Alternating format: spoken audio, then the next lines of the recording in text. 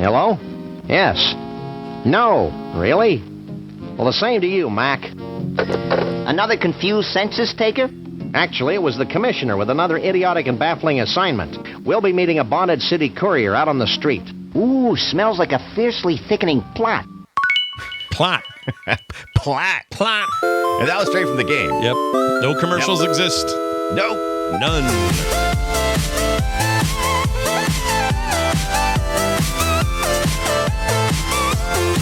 Hey, everybody. Welcome to Play Retro. This is the show where we play old video games with you, for you, and around you.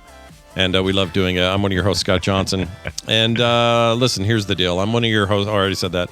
When I am reborn as a wise kraken rabbit, I better have ridiculously large and wacky teeth.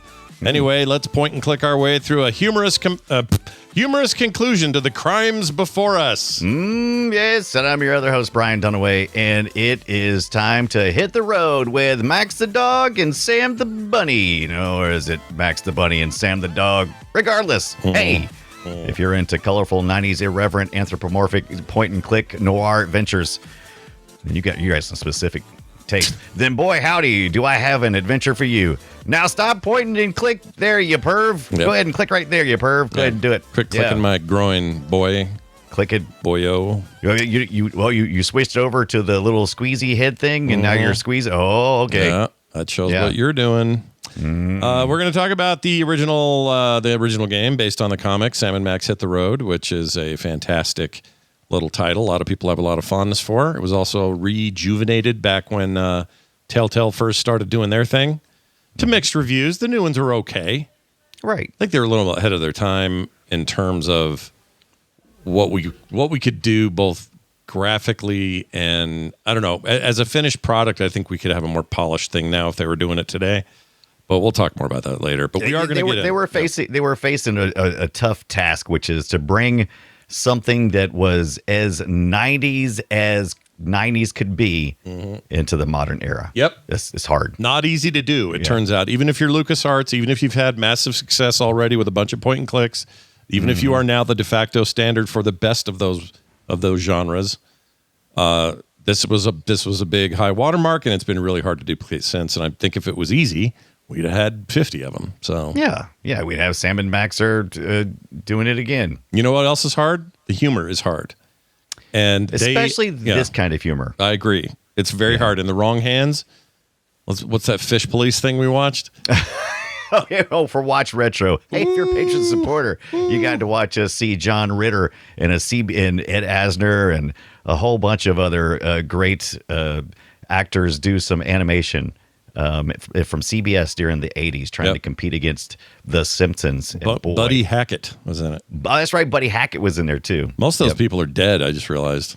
Yeah, that makes me sad. More than half that cast. But anyway, Sam and Max, based on a comic. We'll get to that. All that's coming up. But before we do, what we got up to with Retro this week, nothing in particular for me other than I wanted to mention, I noticed that the AYN or AYN or Ian Thor. I don't know how they say their company. I've never really understood it. I'm going to always say AYN until someone says, no, that's absolutely not right. I'm going to say AYN. They are shipping and prices are rising.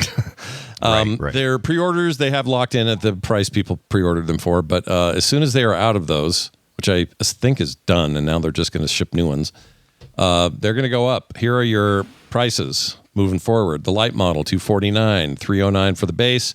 The Pro model at $369 and Max model at $449. You're inching kind of dangerously close to a Steam Deck, but those are also rumored to be going up soon because of all this stupid freaking supply chain disruptions caused by AI, but we'll see. They are in these 4 beautiful colors. I can't believe how bad I want one of these and absolutely do not need one of these. That's always been the problem with these. Once you get one of these, honestly, all you really need is one Linux model and one Android model, and maybe one that can fit in your pocket and one that is a little larger for and that's the extreme. You don't need any more than that, and that's pretty much all you need. Yeah. But I say all this knowing that a certain KT Data in our chat will probably end up with this data because that guy gets everything and then doesn't use them. KT gets me. It does get you. I think he gets me too. Right. I think that makes him unique. But what he definitely gets is way too many handhelds. I suspect he's going to get this one, and I'll at least get to see it when he gets it. That's all I care about. I just want to see it perform. My guess is these clamshell ones, like the Ambernick version, they have one of theirs, cheaper and crappier, but everybody's got a version of this thing coming out. And all I suspect people are going to do is play a game on top and watch Netflix on the bottom. Or whatever video they want to watch. That's what I think is going to happen. They're going to double screen this thing. They're going to play it like I was playing WoW. You know? Yeah. Well, you might use it as intended, like the first couple of times, and you'll be like, "Well, that was neat." Yeah. and then you'll fall back to your modern behaviors, right? Yeah, I think so. Yeah. This time, I just have to hold off. I can't justify it. I just can't. But I just thought it was interesting. If you guys start getting them, we'd love to hear your reviews and your thoughts. Yeah, they're beautiful. Send in your thoughts. Tell us what you think of these things. You can find all the ways to contact us at the website, frogpants.com/playretro, and just tell us all about it, why they're awesome and shiny, and why I'm lame for not getting one. All right? Do that. Yeah. I already got a Switch and a freaking Steam Deck and like 5 handhelds, and I'm just looking around and seeing them. Bop, there's one, and there's one. I can't do it again. Maybe not for Scott right now, but maybe you're in the market. Maybe you didn't get the Steam Deck, and maybe you didn't have a Switch. Unless you're if you work at Ian or Ian or however the hell you say it. Right. It's 2 things. First, tell us how to say it, and 2, send us some review units. There you go. Done. There you go. And then we'll talk about how everybody needs one. Yeah. And that, boy. I don't see why everybody doesn't have one of these, Scott. I don't understand. They're free. They're totally free. They don't cost a dime. They don't cost us anything. Well, we'll get to more of that when we hear back from people. But, Brian, what'd you get up to this week? Anything cool? Oh, absolutely. So my birthday was last week, right? My birthday was last week. So I wasn't sure what I was going to get for my birthday because I didn't really, I wasn't very specific, but apparently my family listens to me because a few months back I was poking around on the internet looking at a couple of different things. I wanted a desoldering gun for desoldering. What do you? I figured you just use a soldering gun and heat it up again or something. Well, yeah, that's what I've been doing. I've been doing that for a long time, using my soldering station. I got I got the wick, and I just get in there and I wick it.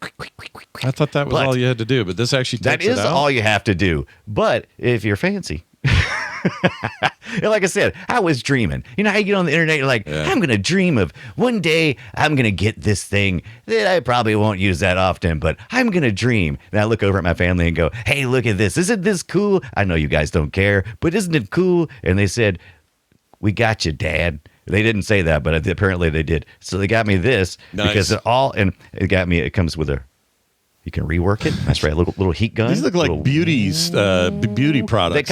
It's beauty products for retro gaming. So this is like a little rework station. So you can also you ever watch the videos, you're flipping through all the TikToks and you see somebody sitting there and they're just doing some surface mount chips and they got like a little tweezers on one and they're putting the heat on it and they just lift it up. And go, that's what that's for. Okay. Yeah, that's what that is. And of course, it's got like a regular solder as well, but it's all nice little station right here. I'm going to lift it up and hopefully not drop it on my leg. So that's the one they got me. That's a beefer. Look at that thing. It is a beefer, man. Look at that thing. So I'm very excited, and I'm going to ask the community, what do you think I should work on first? I've been thinking about. I think I want to do a recap on. A recap kit for the 32X that Solentis sent me to play with. That's the 32X. That's a great idea. Sega Genesis. So I think I'm going to do that, unless you guys can think of something cooler. I love that you had to explain what a 32X was to our listeners. Well, I don't know. I try not to be. It's good not to assume. I get it. I get it. I think we're safe, though. I feel like we're safe with them. You know. I remember when I first started trying to get into retro gaming. Yeah. It was very intimidating because people were dropping, like jargon words that somebody only people who were in the know would really understand, right? Yeah, I think FPGA, things like even like cores and stuff. I was like, I don't know what that means. Yeah. They was like, I just didn't understand what all that was when I first started, and I'm glad that people, kind of took it down a little bit so it was a little more accessible to me because I might have just never got into it. And that's good for us to do it. So next time we talk about the original Tetris for the handheld, I'm going to go. Yeah. The Nintendo Game Boy, and then I'll say, Nintendo's handheld device that people played video games on the Game Boy. I like to mix it up a little bit. I like to do a little bit of both. I like it. And that's kind of what some of my favorite writers are ones who can not get too flowery. Don't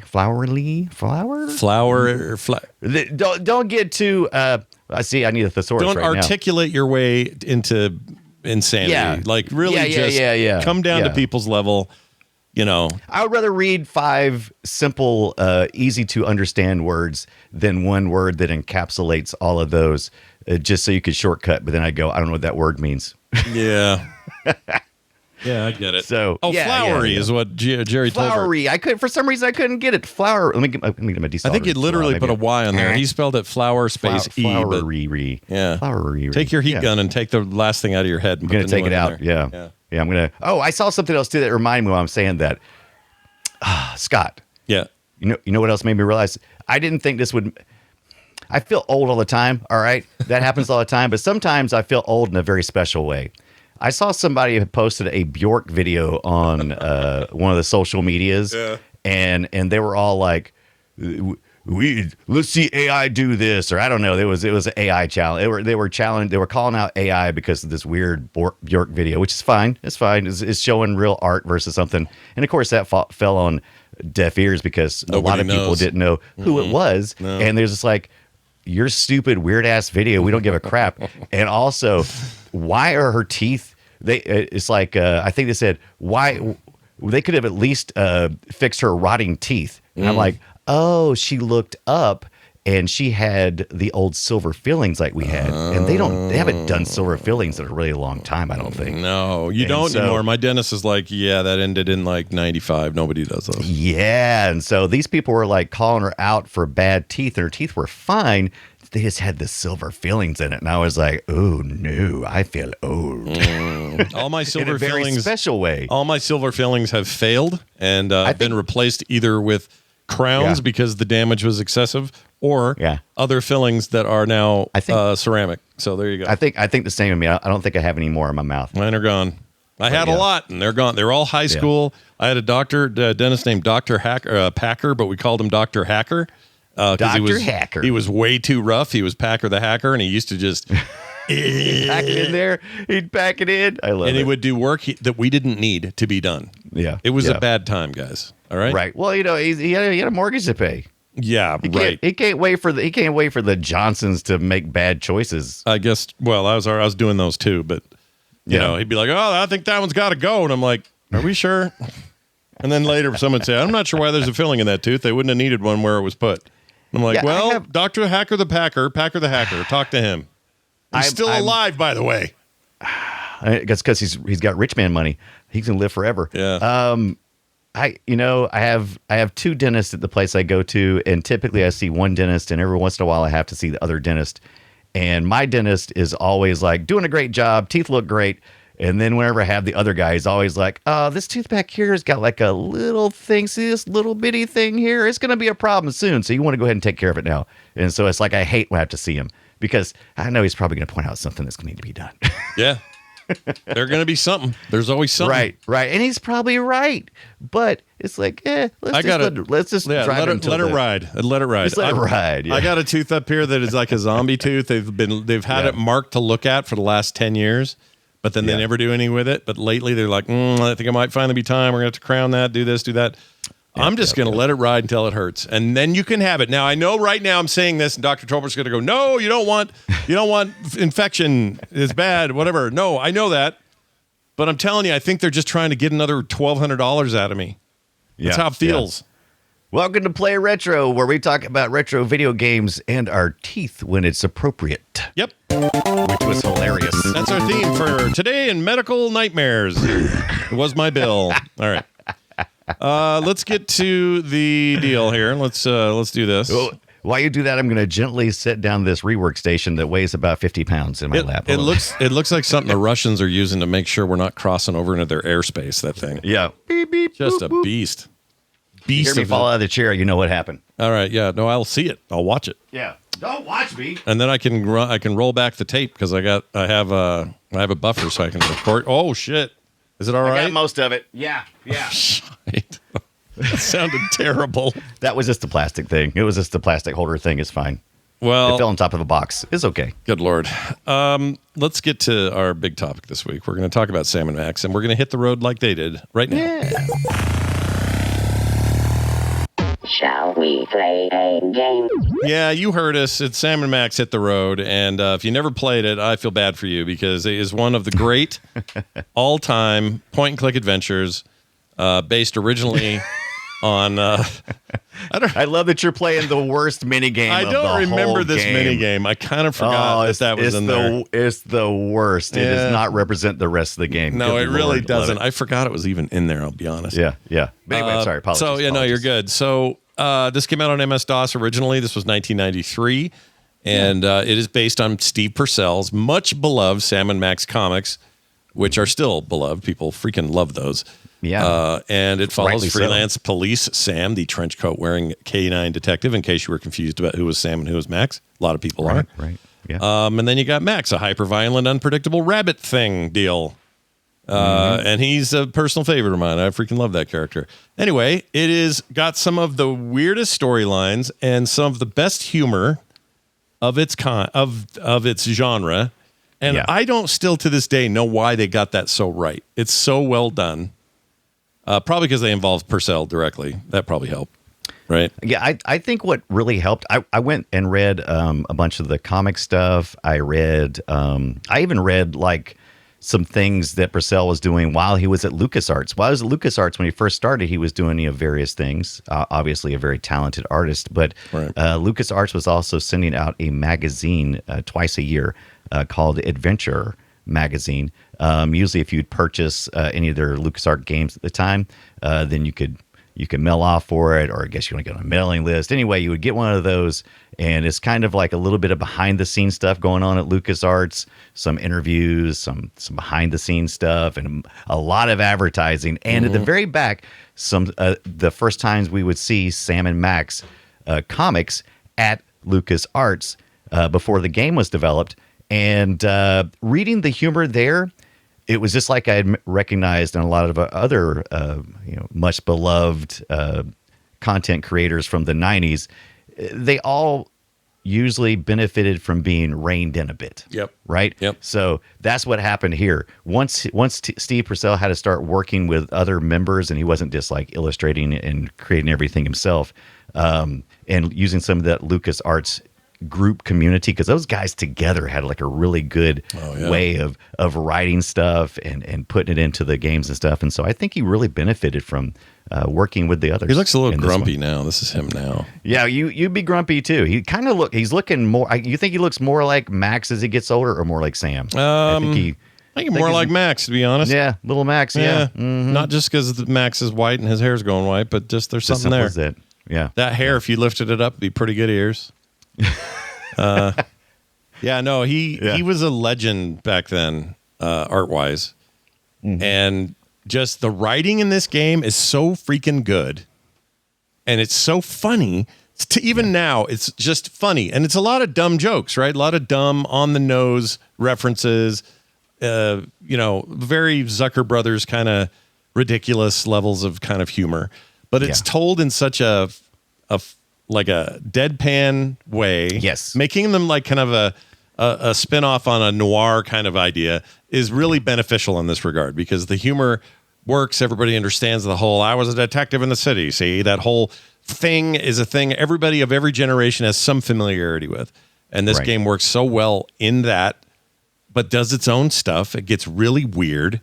It's just an incredible game. And I don't know why, like if I was those Telltale guys all these years later, 2008, whatever it was, and they decided to revive the thing, got the license and revive the series. I liked those games. They were okay. Right. But that was a tall order, dude. That was, I think even harder than the Monkey Island reboot they did. Right. They would eventually go on to do, their own stuff with like other IPs, modern IPs with like, Borderlands. The Tales from the Borderlands is amazing. Bunch of that stuff spawned a bunch of people out who are now part of the team that did Dispatch. Like really incredible lineage there, but their initial stuff it was just not quite the same. It didn't hit the same notes. Right. So I don't want to give them too much poo-poo here. I think what I'm getting at is this is hard to do, and they pulled it off beautifully back in the day. And this feels like a real and complex world. It feels gritty, even though on the surface, noir is usually think of that as like, the old black and whites or really starkly lit, but visually they don't really do that much here. They do occasionally. They'll lean into it, like some of the opening scenes where the bad guy shows up. You're like, okay, so this is where you're doing this at these wild angles and these real stark lighting effects, and but then they kind of just get into the game itself. And I think the thing I like the most about the humor is you feel like you're in on the gag, because a lot of the interaction you do with the pointing and clicking will trigger events that are humorous. So you're kind of getting to tickle your own funny bone a little bit. Yeah. And I really like that a lot. And the game, it just rewards you time and time again with more story and more humor. And you're not going to fail either, because that's another thing that was always high on the priority list for all these LucasArts games was don't be like Sierra in that way. You can be Sierra-like, but not in the way where you can't win, right? Don't even try to fight it. Find a way to be your own thing entirely. Right. LucasArts did that in a way that, I'll be honest, back then I was surprised. I'm even more surprised now what they carved out. Yeah. It was on the backs of lots of investment from Lucas and a lot of creativity in that regard. And so, getting the right people together, making these games be such out of the park hits was really no small thing in the face of Sierra. And if anything, they kind of became so good at this that they made Sierra look behind. Yeah. That was a crazy idea back then that they would do that. There's a couple of places that I've admired throughout my study of different consumption of different items over the years, like cartoons and comics and different things. And there's been a couple of studios I've been very jealous of. Like, I've always thought that it would be amazing to work in a place like Termite Terrace, where Warner Brothers cartoons were made, and being in that atmosphere of everybody kind of heading in the same direction and just having a great time. And I feel like Skywalker Ranch, where LucasArts at the time, that's where they're making these games, right? Yeah. Can you imagine how magical that would be? Oh my gosh, that would be so magical. Imagine. And look at the people that came out of that. The Sweeney's of the world, and what's his name? I can never remember his name. Shit. The tentacle guy, Day of the Tentacle. Oh yeah, guy. yeah, Day of the Tentacle. By the way, we get some of that here too. Oh yeah, for sure. There's lots of funny little crossovers. Yeah. There's puns and stuff. We got was it Snuckies? Is that what's the gas station place that you stop? Is this it's not Stuckies, because Stuckies is a real place. Stuckies right? is real, but I think Snuckies or whatever they call it. Is it Snuckies? They were playing off on it. Yeah. But yeah, I love watching the crossovers and stuff. They were always including with their Lucas, because you see Sam and Max in other games too. They'll show up. That's true. In different things. You ever read the whole comic? Like not the whole thing. There is an anthology. I didn't have time to. I want to order the complete collection, but it is available on archive.org, and I kind of thumbed through it. Ooh. I ran out of time, but there is a full collection of that. And I'll be honest with you, once again. Early indie comic scene, and lots of times they like to layer stuff in so much so that sometimes you just felt like you got kind of lost when you were reading it. It's like, it was fun to find stuff, and it kept you from just quickly reading through stuff, so you feel like you got value for your dollar, but it also felt, going back and reading it, I'm like, oh, this is just salad, man. I'm like, I can't hardly even find the thread through which I'm supposed to be, sewing this story together with. Is kind of hard. Yeah. Maybe I'm just too far apart from the material now and what the world was at the time, but I did have a little trouble reading it. I don't know if I could slow down enough to do it like I used to, because used to I would take a comic book and I'd chew on that thing all day, Scott. Oh, I would scour every corner, every bit of art, yeah. I miss when I had that luxury of time. And the devotion of focus. Like, yeah, I just don't. Maybe you can get that back. I kept here's the myth that I was told when I was a kid. Right. That the older we get, the more time we'd have for that. It's wrong. Liars. It's not only that, but our perception of time is weird. Like the actual scientific stuff about how time moves faster the older you get. Right. Which kind of makes sense. If a kid's 10 years old, he's only been here for a decade. So he thinks school break or summer break is enormous. He thinks that waiting 10 minutes in line for something is an eternity. Well, that's because by his measures, it is. We've already had many of his 10 years and many of his 15-minute waiting in line. Hell, I'm happy to only be in that line for 15 now. You know what I mean? So I think there's some of that going on with me. Yeah. I do enjoy getting older and not being bored as often. I remember, God, I couldn't tell you the last time I felt bored. Yeah. 20s, maybe my early 20s. Yeah. Used to skin crawling bored. You know what I mean? Just you're ready to climb the wall. You're driving your parents crazy. You think the world's ending because you just are so bored. Yeah. I don't have that at all now. None. What is boredom? It's gone. I don't even know. Gone is what it is. It's gone. I don't have what's not boring though is I was glad to see this game kept me compelled the whole time. It's a pretty short game, as most of these point and click adventures are. I played this. I used the CD, so I have the original CD, and I loaded it up in a MS DOS 622. Fancy boy. Fancy boy. Yeah. But I also own it on Good Old Games and Steam because it's only $2.99, I think, right now. Super cheap, and I think it runs all through DOSBox. I didn't try it. Also, you can run this in the Scum VM. There's so many ways to frickin' play this game. What's your excuse for not playing? None. Scum VM would be the way I would go personally, because it's just find it easy to run. It's not hard. It's so easy. All you got to do is if you have the files, you can just point to it, and Scum automatically will generate everything it needs and it'll add it. And has added quality of life stuff. But anyway.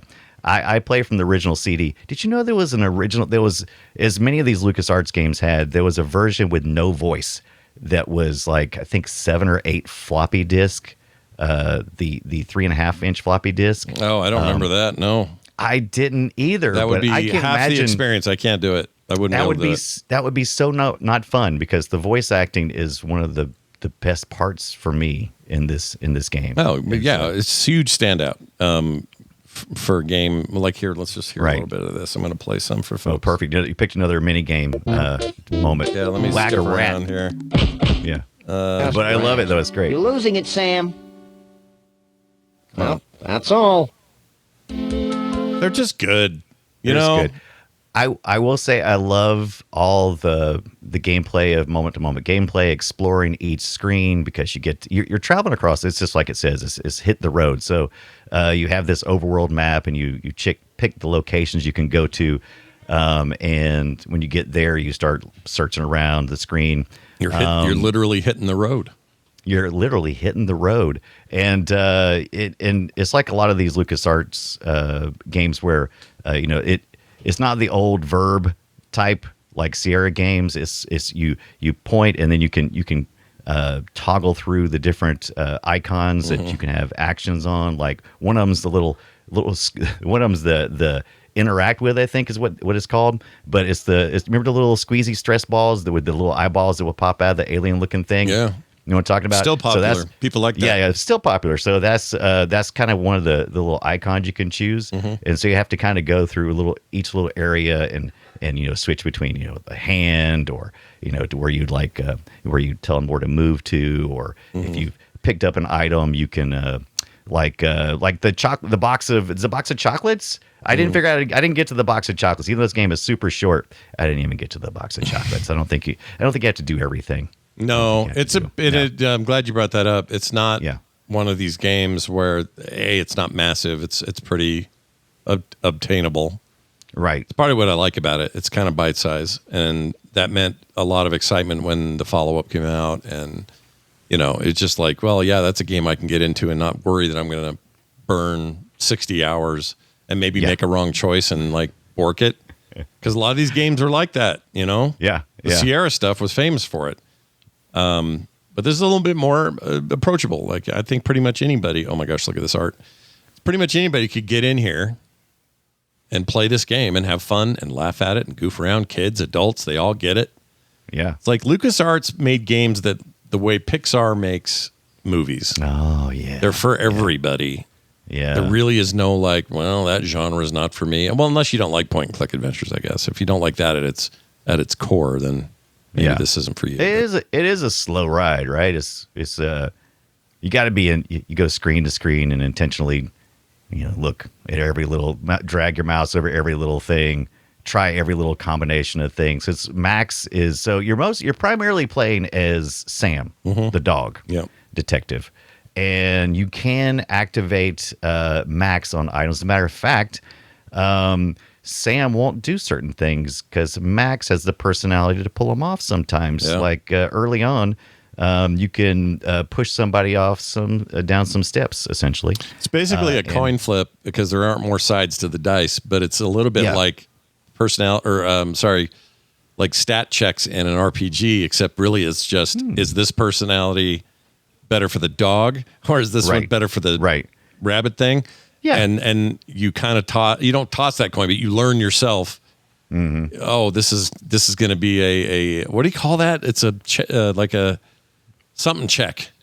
Right. What's wrong with me? Can't think of the RPG name. A check. Something check. Skill check. Skill check. But in this case, the skill is the dog. Yeah. The dog needs to do this one, or the rabbit needs to do this one. I really like that in there. It's great. Yeah. Because you can click on a bunch of things and go, nope. And then you go, oh, yep. Yeah. Yeah. Right. And then you start to learn, hey, what's up? Right. I got this. I got a question about this right here. Check this out. Yeah. This little image of this monkey thing. Yeah. It's like a monkey fish. Monkey dolphin looking thing, right? Yeah. I just wanted to point out that I really don't like it. And that's all I wanted to say. Yeah. Because they go to the circus. So everything in this is kind of like, this is like, Sam and Max hit the road. Beavis and Butthead do America. Pick anything. It was a time when road trips were really cool, and it really worked out well because Sam and Max have a really cool. What is that? Like a '67 retired police car or something. Yeah. So that's pretty cool in itself. And it took me too long to figure out how to get into the stupid car because I was using the wrong verb essentially. Oh, really? I was like, how do I get in the stupid car? Oh, you gotta do the little squeezy thing. Yeah. Okay. Yeah. And but I got in there. Also, I tried to play this with no tips or hints, and I did get a few. TV's Travis, I think, is who told me first. TV's Travis saved me a lot of time. Oh, I was like, I don't want y'all to tell me nothing. I started out like that. I'm like, y'all don't tell me nothing. Who's watching me stream this right now? I've got it. And then I walked out of one of the rooms, and if TV's Travis said, well, you might want to go check the rat hole. And I'm like, whatever, man. I ain't telling me what to do. Backseat driving. Like, oh, there's money in here. I didn't know Travis is such a fan of this series. I had no idea. But yeah, it was important because almost the rest of the game, you don't make it unless you do that. And it's at the starting point, right? It's right at the start. So that was something that I had to figure out. Day of the Tentacle guy, by the way, is trying to pull a fish. Yep. If you're not watching the video right now, at this roadside attraction, and now he's dead. And, did you? I assume he's dead the way he's floating. Did you have so I had a favorite. The Mount Rushmore dinosaur tar pit place was my favorite. That's good. Yeah. But there was a lot of these. The Whack-A-Rat thing. Oh no, sorry. Those are the mini games. You got the world's biggest ball of twine area. These are like road, like when you go on a road trip. You go to a roadside thing. Roadsides. Yeah. So you got Mount Rushmore tar pit. You got the Mysterious Carnival and roadside attractions, which we were just looking at some of that. Mm-hmm. Old museum or odd museums, conspiracy style locations, Americana landmarks, bunch of fun stuff like that. Yeah. Just a vibe, man. I just had a lot of fun. I mean, it's early on, but just being at the carnival, that was probably my favorite. Just weird crap. It felt like it was really packed in there, and it was one of the first times. If you're playing this for the first time, don't get hung up on. You can travel really fast. So very early in the game, there's not much that keeps you from just traveling to an area and getting stuck because you don't have an item. So don't take that personally. Just keep going back to different places, and you'll slowly start collecting the items you need to get to the other I don't think places. there's a fail state in the game. You can There's not that I know of. just keep at it. Yeah. And the only fail state is you just quitting and giving up. I give up. Yeah, and Rich, nobody should be doing that anyway. Yeah, you should totally give up. I always give up. Of the mini games, I don't like any of the mini games. I'm just going to say that. Mini games are They're bad. terrible, and I'm like, are they? They're not needed. I especially hate the jump the highway sign thing. Yeah. That where Max is on top of it. He's doing like the Teen Wolf kind of jumping thing. It's over. just not a good engine for that. It doesn't it's not. support that kind of high speed, jumpy business. No. But the jumping road signs of the interstate sucked. Car bomb, Yeah. it's like Battleship, basically. I don't think that was okay, but it wasn't my favorite. The Whack-A-Rat is boring. Well, maybe I have felt boredom because I felt boring in that. But not skin itching board. No, it's just, not the worst normal thing. board. Yeah, just normal board, like adult board. Yeah. But the coloring book and dress up game, Yeah. I don't think the game needed them, other than maybe the game needed filler to be long enough or something. But yeah, you can do some stuff in Scum VM that'll let you dick around and move past that stuff. Yeah. And not deal with it. Yeah, I like the inventory system is okay. You can combine stuff. Yeah, I like the inventory. It's all right. Yeah, and it suffers from all the other games of the time of the repeated dialogue. It's like, I can't do that. I can't do that. Yeah. And you just like click on a million things. I can't do that. Yeah, they all kind of had that issue. Yeah. But I was so stoked back in the day, 1996 it may have been. Yeah. Blizzard started work on a Warcraft-based point-and-click adventure game. Oh. And it was going to star Thrall, and I can't remember what they called it. It was basically Warcraft Chronicles or Stories or whatever, and it was the story of Thrall from baby to adult and all that. Oh, interesting. And it was supposed to be like what people have played, because you can find builds of it out there that are incomplete. But they really had some neat ideas when it came to some of that repetitive stuff. Right. Which they already kind of did. Like in Warcraft and StarCraft, when you click on a character too long, eventually it will stop repeating things and it'll start getting pissed at you and start saying things that are funny or off or, meant to stop poking me, that kind of thing. And I wanted to see where they would take that in the adventure game market, but they canceled it, and I was bummed. Yeah. Super bummed about it. They never found the fun, I guess. Yeah, speaking of canceled, they canceled a 2004 game, a follow up to Sam and Max Hit the Road before we got all the later stuff. Oh, that's right. I get the timeline on that wrong, because there was the follow up. There were follow ups planned, but they never materialized. And then finally, it was just a IP swap, canceled. Really, right? Yeah. Did they sell? How did that work? Did Telltale buy the rights, or do they own the rights to or just borrow the rights? Rent the rights. That's something that License happens it, often. yeah. I'm not sure. I didn't go that far because Curious. yeah, about that. the road for me ended. at I think Sam and Max Hit the Road, and I was like, I don't see anything else except for canceled 2004. So I spent a lot of my extra time. Well, when I wasn't going through sysconfig files, trying to config sys files in my DOS, trying to make everything work right. My buddy Paul, who is listening to us right now, just sent me a text and said, "Whoops, I just closed it. Hold on." He said there absolutely were fail states in that game.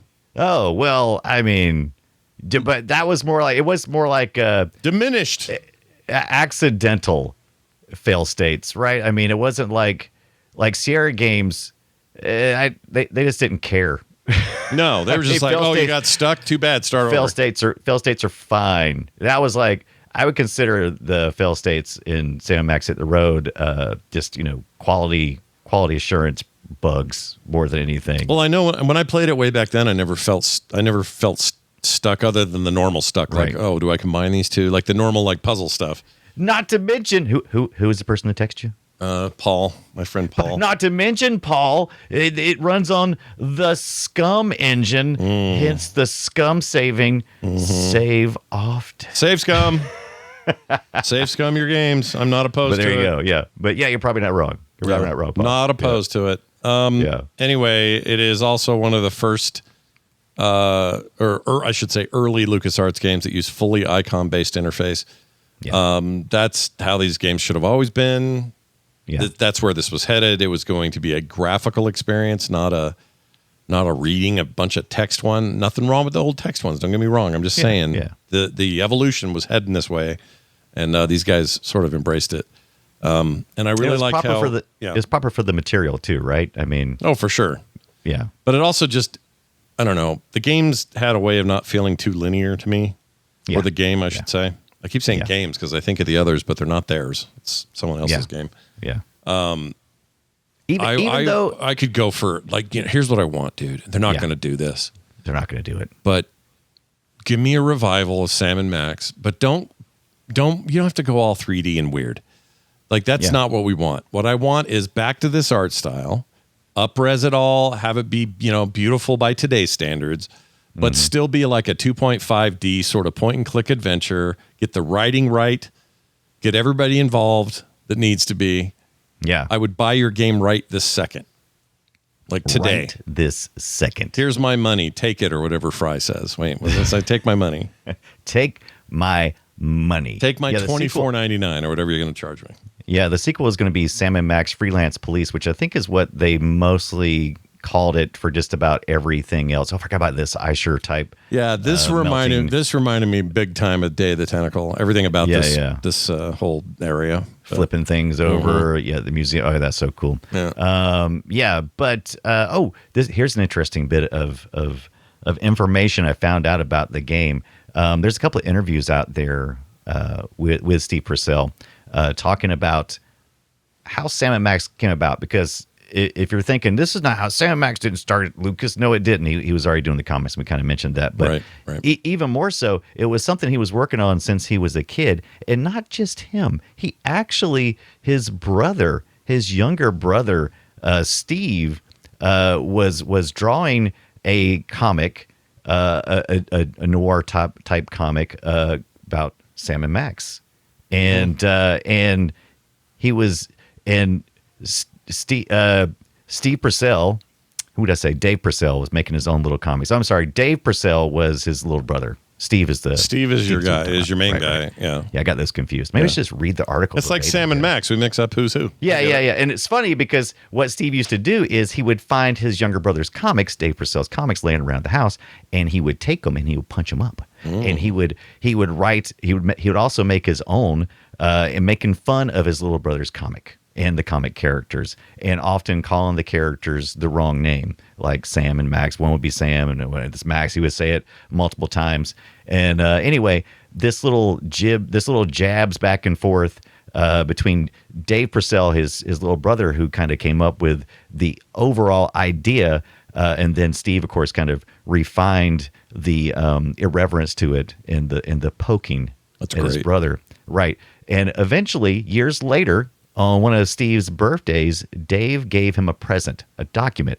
The document informed Steve that he no longer has interest in the creation he has made and would like to move on from seeing them constantly get mocked by Steve. And so he decided to give his big brother the rights to Sam and Max character. And so there you go. Oh, weird. What's Thanksgiving like at that house? You know what I mean? I don't know. It's like, I think, Dave sounds pretty cool. He's like, yeah. Let's take a brief look at the more modernized versions of the game. There was some 3D stuff. Yeah. Yeah. I think they did a pretty good job of coming up with a pretty good look, this engine's good. Like, it's fine. This is from the Devil's Playhouse, and it's remastered, by the way, so that's important to note. Yeah. I think that they could have kept going with these, but I just don't think the writing ever matched up. That's my beef. It's not that the graphical choices were bad or that they didn't know what they're doing with design or anything. Puzzles are fine and all that. I just think the writing is just not the same. It's not as good. Yeah. Yes, it's not so good. And I don't think Purcell was directly involved in the writing at all. So. I think you're right. Yeah. Other thing I don't like about, like in the original stuff, you don't notice Max's weird teeth as much. Yeah.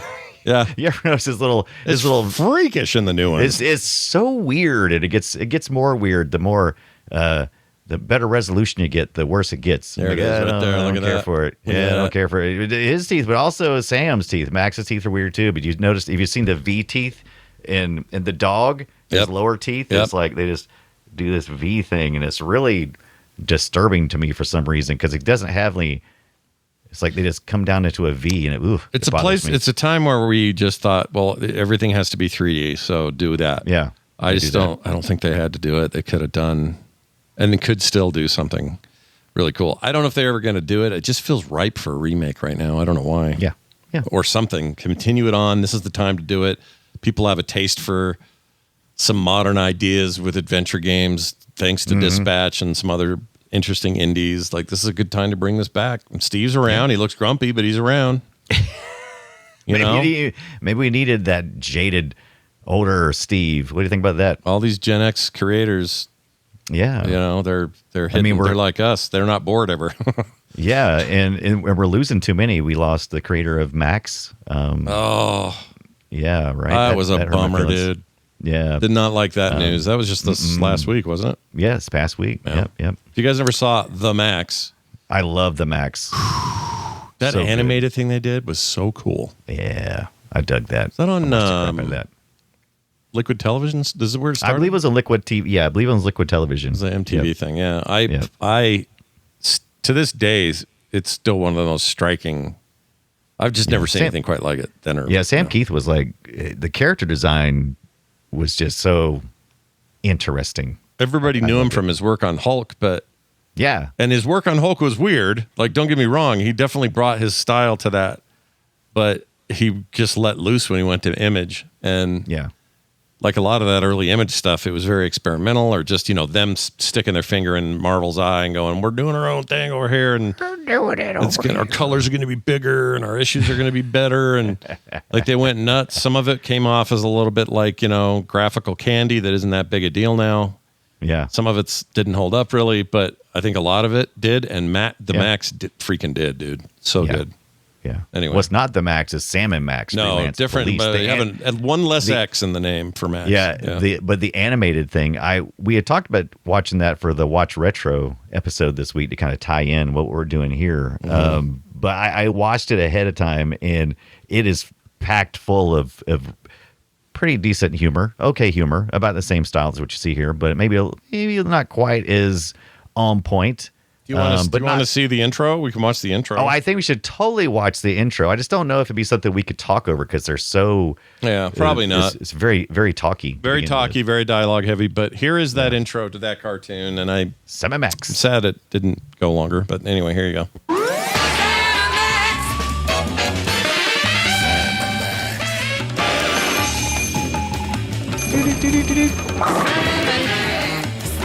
So I think they nailed the look.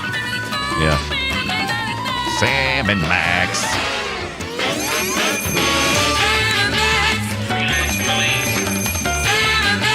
Freelance Police. You know what? How many episodes happened? Not a lot. I think a season, maybe. Kind of want to go watch that. Binge it. Not for our Watch Retro, but binge it. Yeah. I think it's worth a watch. Yeah, it looks fun. Yeah. Never saw it, so... Yeah, I didn't see it until this past week. First time for me. I am very curious about it. Of course, this was the first time I played Sam and Max proper. I've hit the road. This is the first time I played around a bunch of times where I would start a game and I would, look around a little bit and get my demos worth on, and I'd be like, okay, time to do something else. Yeah. And Sam and Max were that thing for me. Yeah, some people have blind spots in their retro gaming for stuff. For me, this is one I did play. Monkey Island was a blind spot for me. I never played some of the OG ones. I played a good bit of Monkey Island a few years back before we did it on the show, I think. Day of the Tentacle I played when it was new.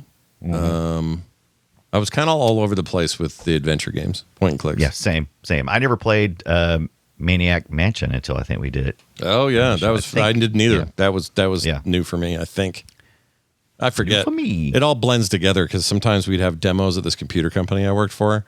Yeah, and I'm like, well, I guess I did play Ultima 4 for a minute because it was on the demo, but did I really play it? I don't remember if I did. Anyway, and there's a sale on GOG right now, according to the Wraith 86 in our chat room. 65% off most of those LucasArts games. Yeah. Sam and Max part of it? You know? Yeah, I picked Sam and Max up for like, I think, $250. So Sam and Max on Good Old Games and Steam, I believe it's also. Why wouldn't you just do that? Yeah. The spring sale giving you any love over on Steam? Do you do any of that this time of year?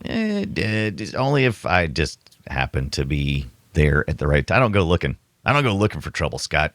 I find it sometimes without looking. Yeah, I do too. But yeah, sometimes somebody will send me something. I'm like, oh, wow. I don't know what my deal is. I go over there every day and go, or did I miss anything? Did I miss? I need this. This little guy right here, is this a $4 game I could have in my life? I do it all the time. It's not good. It's not good because mostly I'm playing WoW right now, so I probably won't even play the damn thing. Yeah. It's a problem with WoW. That's right. But I'm having a great time in there. That 20-plus-year-old retro game, World of Warcraft. All right, let's get to our game we made. You want to do that? Sure. Yeah, before we do that, let's just talk about Sam and Max Devil's Playhouse. Came out a few years ago. Yeah. It's also on sale. I think that's a remaster. That's the 3-1 I was showing you here. Yeah, that's right. And the remaster does look a lot better than the other one. The other one was just really flat, textureless, kind of weird lighting. Yeah. The new one does look a lot better. So there's that. And if you like Sam and Max, you might like Black Sad. It's a little more serious, but it's pretty fun. I liked Black Sad. That's hold on. It's a French Spanish comic book thing with the cat. Oh, maybe I'm thinking of something else. But there's a game too. Oh no, it's the I have played the game. It's anthropomorphic. It's like the guy's a panther detective. Yeah, there it is. Panther. I played this. This game's great. I own this. It's in my Steam library.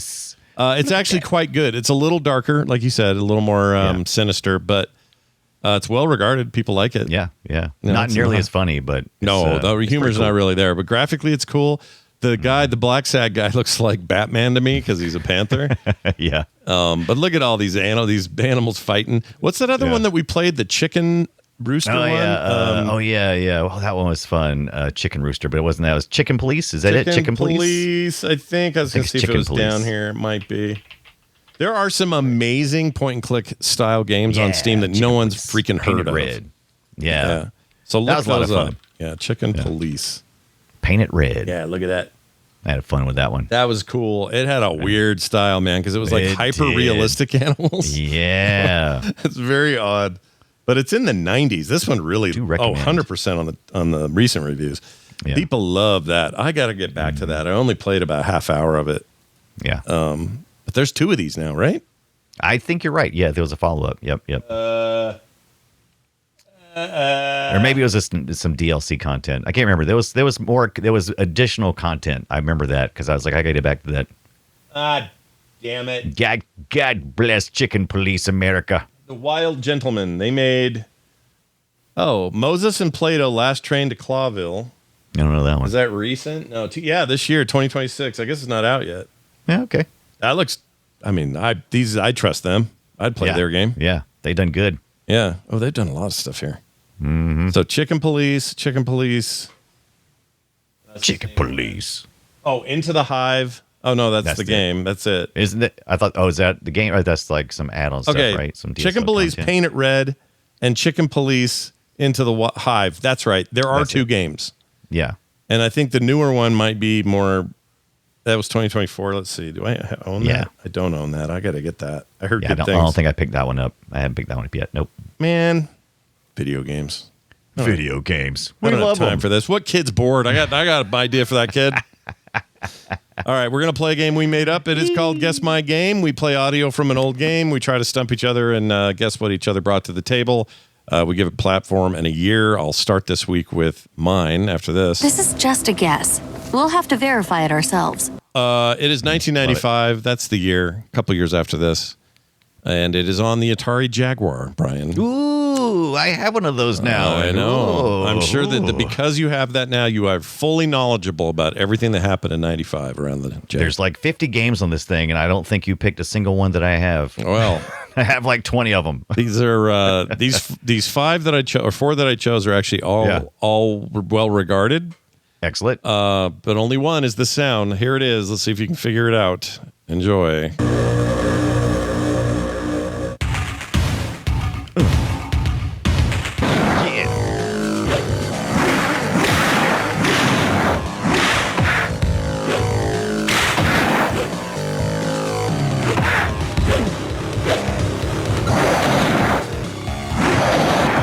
get the idea. Here are your options. Is it A, Ultra Vortec? Whoa. I'm sorry. I was listening to the audio. Whoa. Is it B, Iron Soldier? Is it C, Brutal Sports Football? Or is it D, I War? These are all real games. They all came out, and one of them is the correct one. Ultra Vortec, Iron Soldier, or Brutal Sports Football, or I War. Yeah. I think I did play Ultra Vortec, and it seems like I remember it being kind of a Mortal Kombat kind of thing. And while this does have kind of a Mortal Kombat kind of certain scene feel to it, I don't know if it feels like the whole thing. Iron Soldier, don't know what that is. Brutal Sports Football, I want it to be that. I War, I'm going to go with B, Iron Soldier. Iron Soldier. Is that correct? No. The answer is, you should have gone with your gut. It is Ultra Vortec. That was a pretty cool one. That's one of the few that I do have. And you're right. It's like, it was their MK attempt. Yeah. And it's considered pretty good. People kind of like it. So, Yep. I never played it. It's pretty good. I played just a little bit of it, and it was pretty good. I don't remember it being like this. Of course, I did have it turned down to like 2 on my CRT because I was doing it late at night, and I didn't want to wake the kids. So such a dumb name though. Ultra Vortec. It's UV. Oh, I don't UV. like it. Don't like it. All right, you lose. I might win. Let's see how I do. Tell me mine.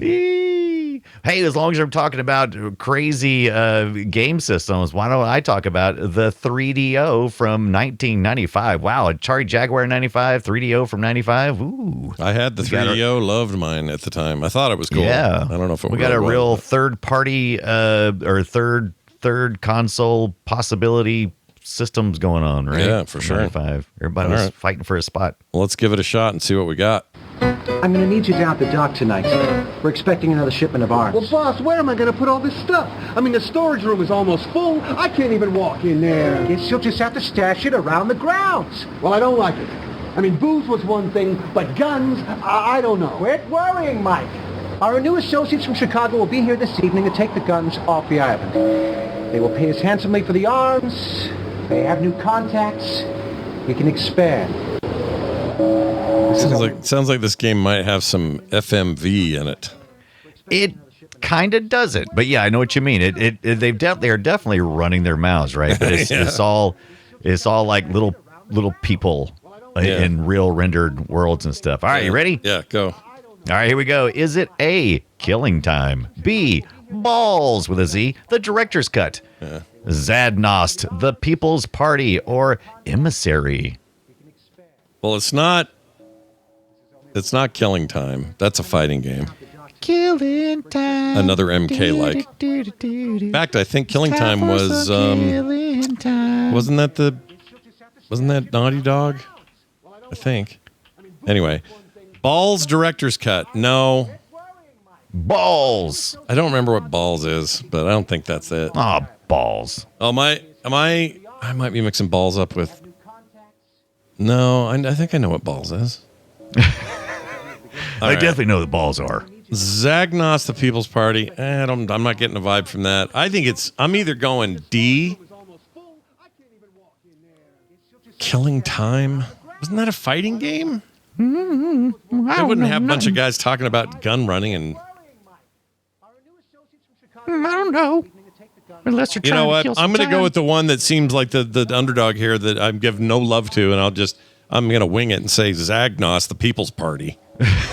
You sound like me with I don't know. I don't know how you say it. Soldier? Yeah. Is it C, Zadnost, the People's Party?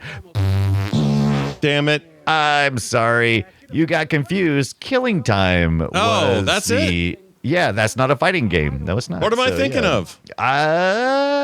Chat room says Time Killers. Oh, Tom that DeGossa is what I'm says. thinking of is Time Killers. Yep. That's Time the one. Killers. That's you play that game and you realize, and you see, go from that game to the Uncharted games. Yeah. It's an unbelievable transformation of a company. It's insane because Time Killers sucked. Okay, that both are not great names. no, but they were trying. Everybody was trying to out MK everybody. They were all doing that then. It's Ultra Vortex. No, it's killing time. Wild. Time killing. So these guys, what was the point of that game? Were they just selling drugs or guns, or what was the deal? Well, yeah. That was kind of the setup to the story, but mostly it was a first-person shooter. Once you get into it, and this is a exclusive for the 3DO, which there weren't a lot. No, there weren't a lot of them on there. Yeah, but it eventually did make it to Windows and Macintoshes as well. You know, people forget that console was basically the Electronic Arts console. Yeah. So it was the former dude who founded or co-founder of Electronic Arts, Kip. What was his name? Kip something. Kip. Shit. Kip. Kip. Anyway, now I can't. Now I'm not sure. Now I'm not sure. Now but you then made me forget. they had a wildly exclusive access to all the new sports titles and Road Rash and all the stuff they were making for EA. And if it had succeeded, we would have had an EA. That would have been the EA console. Trip Hawkins, right? Hawkins. Trip Hawkins. I can't. I think Trip Hawkins, right? Yeah, Trip Hawkins. That's right. But it's more fun to say Trip Hawkins. Well, today we zeroed out again. We did that last week. Yeah, too. we didn't do too good, did we? I think next week is going to have to do I'm going to have to do like Pac-Man or something. Yeah. Waka waka waka. Waka waka. What is it, Scott? What is it? Yeah. What is this from? Oh, that's from a game. Big. All right. Well done. Let's get to welcoming something to retro. All right. Kingdom Hearts 2 for the PS2, March 28, 2006. That's this week, literally a couple days from now. Mm-hmm. The sequel to the action role-playing game that featured a host of familiar characters from the movies and video games alike, Disney characters, plus the Sora thing, guy with a key. I've never played one of these. Look, I know I'm in the minority. I've never been driven or had any desire to want to play the Kingdom Hearts games. I don't know why they just don't ring any bells for me. So it's just not my vibe. I felt the same way. It felt it before I played it.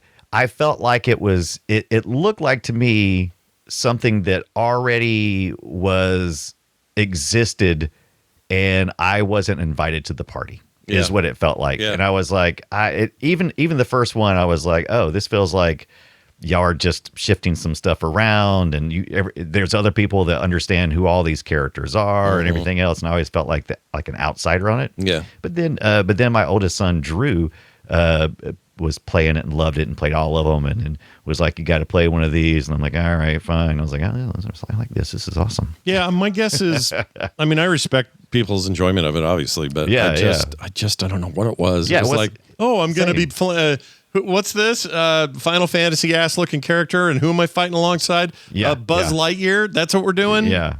Or whoever. Like, I don't know, that kind of Captain thing. Jack Sparrow in this one. Yeah. Really? Yeah. Also, was that 20 years It's cool. ago? Holy yeah. shit. Congratulations. 2003, right? The first Pirates movie? Yep. Perfect film. Perfect. Second, third, and fourth, not great. Yeah. But the gameplay, if you really can get past, I was with you, though. I'm like, it felt like I was an outsider when I started playing it. But once you get into it and start getting into the gameplay itself, it's really good. Yeah. It's really good. Didn't it kind of lose its way with later ones? Like they got kind of up their own butt with. Yeah, there's a few titles that are not as beloved, but I have all of these. I haven't played through all of them yet, but I have all of them. You think you will one day? You're going to be all. I'm hoping so. There's a couple of franchises and series that I want to finish and actually do, and that's Pokemon. Pocket Monsters, and Kingdom Hearts. Those are two that, and Final Fantasy. I also want to complete that. That's like my big three that I kind of want to just dig into it. You should do these pixel remastered versions of the Final Fantasy early games. Yes, they're extremely cool. They're really good. I did play around a little bit on that. Yeah, they're great. 6 is maybe my favorite. I think I love 6. Yes. All right. That is all she wrote on that. Let's get to some listener feedback. Here is an email. Is this an email? It might be a text. Oh, no, it's an email, but it didn't have a name. Okay. Oh, did it? Hold on. I don't know. Nope, it doesn't. It looks like somebody knows something about the retroactive arcade in South Lake. They do, though. Yeah. He says, on the Return to Zork episode, there was a discussion of arcade games designed not to beat and really designed just to separate quarters from gamers. Yeah. Recently, Retro Arcade opened by me, and their business model is to pay a flat fee for unlimited play all day. Shout out to Retro Arcade in South Lake Tahoe, California. You can see that at Retroactive Arcades IT.com. Looks like. Yep. Was that an IT at the end? So. I think so. I think so. I clicked on the link and I still can't tell for sure. But yeah. I's and L's on the font scale here. Retroactive Arcades. What would be the IT part? What would be that? What would that be? Information technology. I have no idea. All right. But they got this $20 per player thing. If you're local, you only pay $15. But you go in there and you can buy 15-minute increments. So play for $8 for 15 minutes. That's pretty cool. Beer, snacks, soda, and stuff. I would go here every day, dude. Oh my gosh. And look at that. They got some beat 'em ups. They've got some sport and racing skill games. Yes, like gun games. They'll do private parties. Pinball. They got some Jurassic Park, Star Wars, Combat Foo Fighters, and Deadpool. Yeah, that's cool. That's really cool. Yeah. Anyway, so thanks for letting us know about that. Also, that's a little bit like our Nickelcades are basically that now. You pay a cover charge and then you just play, I think. Mm-hmm. Yeah.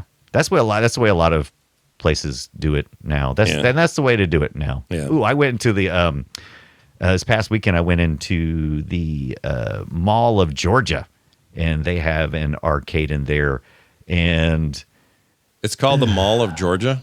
Is it called Mall of Georgia? I think that's what it's called. Yeah. So Minnesota's got the Mall of America. Georgia's got the Mall of Georgia. Is that the deal? I'm gonna look it up. Make sure I'm not. I have no. I mean, stop making a fool of me. To each their own. Yeah, Mall of Georgia in Beaufort, Georgia. That's correct. Matter of fact, it's huge, and it's like they've got. It is so huge that they have like everything sprung up around it. So there's hotels and stuff, and roads are called like Mall of Georgia Road and Boulevard and stupid stuff like that. Anyway, I went in there and they had an arcade, and it was just. How we said we weren't bored? I felt bored just walking in there. Did you? It's all ticket machines. That's why. Well, it wasn't that. It was just like it was like it was trying to please everybody and was pleasing no one because there was like 5 retro arcade machines in there. Looked fine, and then there was like 5 token games that you could play, and there was like 5. Waste your money on these games. It's just like a smattering of just a little bit of everything, not pleasing anybody. I'm like, pick something. Yeah, pick a lane. Pick it. If you're gonna do nothing but ticket machines, then you embrace that shit. Yeah. I'm not saying that if your favorite game wasn't in there, that you wouldn't have a good time, but it'd have to be your favorite game out of 5. Oh yeah, right, no doubt. Yeah. Well, this one sounds awesome. I want to check it out. He also says, during my last visit, my kids and I beat the Simpsons arcade game. I chatted with the owner after he wondered how many quarters I used, meaning how many times did you have to continue. He says, I used. I says, I didn't keep count but I told him it was more than I would have spent on the game. How do you think the arcade landscape would have evolved if arcades would have had adopted that model early? I mean, I don't know, man. Like, it was a model of its time. This kind of makes more sense now, and you're gonna augment your revenue at a place like this with the food and the drinks and it's not just about getting quarters anymore. Yeah, and I also think 20 for a all day thing is a pretty damn good deal. Yeah, it's really hard to say too because I'm trying to think. If you were doing that, because I know one of the reasons why they were eating your quarters, but they were also trying to get you off the machine so the next person could come up, right? True. Yeah. And so the churn was a lot bigger. I don't think in modern arcades you have that churn as much. Even if it's old games, yeah. Yeah. So it's an interesting question, though. I don't know. Maybe at just the right moment, the tipping point, it might have been a good idea. And save some people. But also as a kid, when I was at the arcade, my arcade most, 15, 16 years old, if you said, hey, Scott, $20 you could play all day, I'd be like, I don't have that. Yeah. Like $20 for a day there that's a luxury that the expendable income kids would have, but that I didn't have. Yeah, so, the same. I still remember walking up to I know it was possible because Aladdin's Castle was my go-to arcade in our local mall, and the token giving machine would take 1s, 5s, 10s, and 20s, and you would get so many free tokens for the more you spent at one time. Yeah. I think only ever one time cranked in a $20 bill in there, like maybe once or twice. We had an Aladdin's too, and I'm pretty sure the way it worked is if you did 5, you got an extra token. Yeah. Like if you did 5, 10, you got like 4. Right. $1 worth, right? And then if you did 20, it was maybe like $5 worth of tokens or something. Right. I don't remember. Right. But that was an the more you interesting thing. spend, the more you save, Scott. That's how that works. Is that how that works? Yeah. I'm not so sure anymore. Well, anyway, think of your message. Voicecast.app/playretro is where this text came from. You can also email us, playretroshow@gmail.com. All of it's at the site, so you don't have to remember any of it if you don't want to. Just go to frogpants.com/playretro. Our next discussion is going to be Chibi Robo for the GameCube. I don't know what this game. I have no idea what this is. I was so excited when you said you didn't know what Chibi Robo was, because this is one of my all-time favorite games on one of my all-time favorite systems, the GameCube. It is charming. It is a cozy, good time. I just love it. I hope you love it. I almost didn't ever want to do this one because I don't want anybody to crap on it.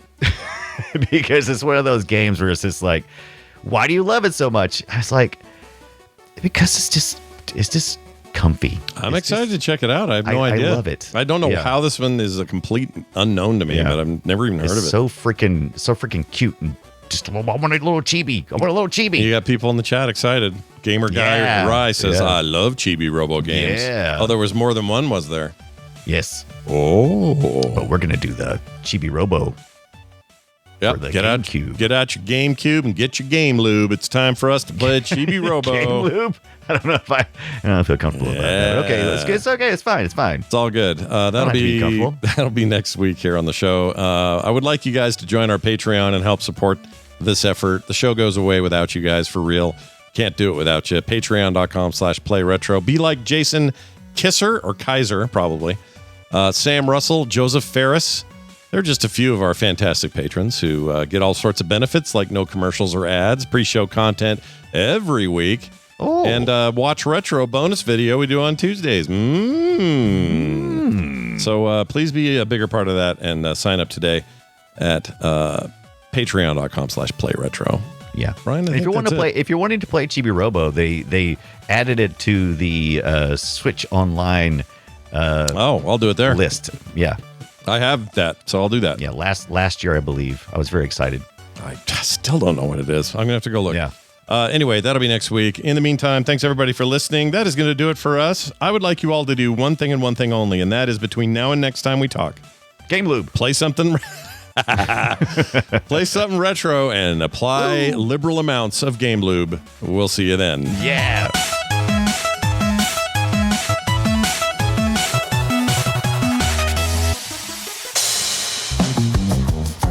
This show is part of the Frog Pants Network. Yes. Get more at frogpants.com. Well, the same to you, Mac.